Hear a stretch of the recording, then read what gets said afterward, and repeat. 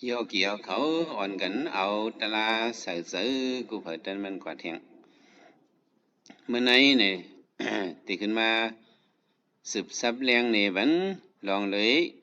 ได้ที่สองอันคือไว้นั่นอุสิดาได้ที่และศาสดาได้ที่เนี่ยอันภายหน้านั้น ในลัดกว่านี้ลองเลยสักกายะได้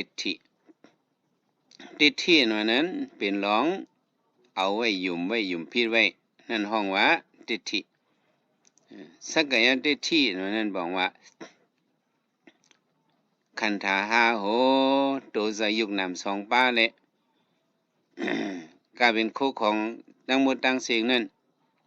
ยืนว่าเป็นเก่ายืนว่าเป็นของเก่าในห้องว่าสักกายะทิฏฐิ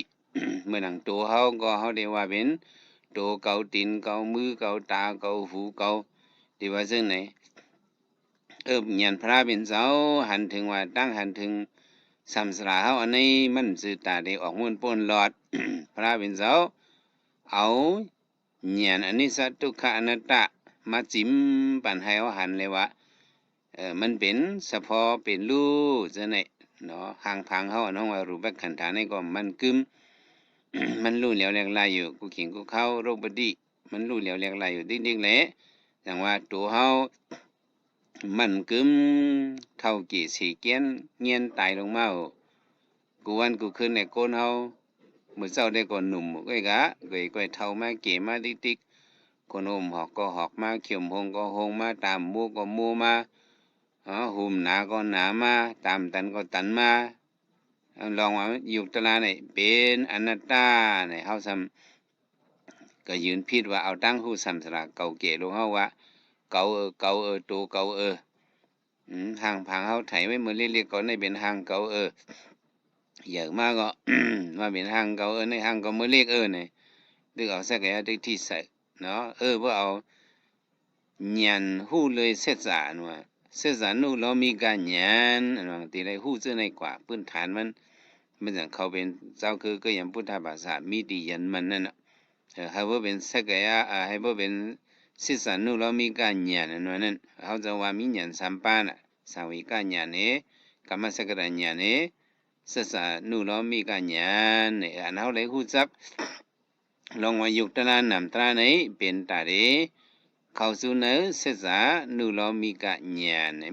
อันไหนมันเป็นตะลาอันมันแม่นเผาเทียงก็ไหลพระเป็นสวายุคตะลาตัวเฮาไหนสะพอมันนั้นรู้แล้วแหลกลายเป็นอยู่รู้อยู่นึงเสียกันในกุฏิหาเฮงเลยไหนอันนี้เผาก็เทียงไหลเอาไล่ติ๊กปันเขาว่ายามเหลียวนี่ก็เขาก็ยืนว่า ยุคตะลาเฮานี่นึ่งนางมันเฮาจะได้เซลเฮาจะได้ครับซีออนจะได้มันปุดไลไถ่ถอกกันยังไว้อยู่เซเนี่ยอันนี้ได้เอาเครื่องซ้ำไมโครสโคปเสั่งให้ตุ้ยแล้วมันหันถึงอันพระเป็นเจ้าหันได้ก็เอาหยานเสาเห็นเลยป่องเสือกว่านี่ก็เขาหยานให้บ่ซับซ้อม หยานพระเป็นเจ้าหันถึงลองเป็นลู่นั่นเขาก็มาคัดใส่ตาอย่างว่าเสกยะได้ทีไหนที่ว่าตัวเก่าเนี่ยอันนี้มันคือตัวเก่ามันเป็นเฉพาะอนัตตาเฉพาะทุกขะเฉพาะอนิจจ์เป็นเฉพาะอนิจจ์ทุกขะอนัตตามันติงก่อยหาเหลียวเสียงเป็นลองทุกอยากขันเข็น เป็นลองล่อนแกนมีแขนซีมไล่เนี่ยเพราะว่าหู้จังได๋ลองอายุตะลามันกึมนำตะลาก็มันกึมใส่ก็มันกึมนั่นเนาะ สังเฮาไหน1สักกันไหนกุฏิ100,000เนี่ยรู้แล้วก็บ่เป็นสังยินเนี่ยก็อยู่กรรมมาสังยินนั้นหายกว่ามันยินเสๆ สังหันนี่ก็เป็นสังหัน1เก็บ1กรรมไม่หายกว่าสักขวิญญาณโสดาวิญญาณเป็นสังยิน ขันธ์วิญญาณเป็นสังโนมฮู้ไอหอมไอหืนไอหอมไอห้อยไอตู่ไอเหม็นฮู้มา1กรรมไม่ขึ้นหายกว่าสังนี่ก็มันกึมใจเลี่ยมกินเยี่ยมนี่ก็สิวหาวิญญาณนี่ก็กรรมมาเป็นสาหูมือสม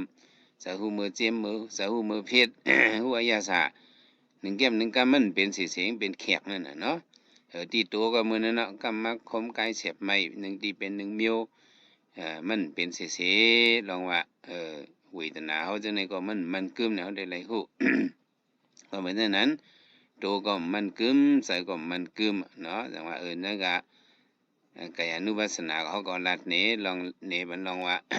ตัวก็มันกึมใจก็วิญญาณใจนี่ก็มันกึมเนี่ยสักกายดิฏฐิเนี่ย โหมันว่าจังหือยุกน้ำหายุกน้ำสองป้าขันธาห้าป้าเนี่ยเนาะขันธาห้าโหตัวใจทั้งสองเนี่ย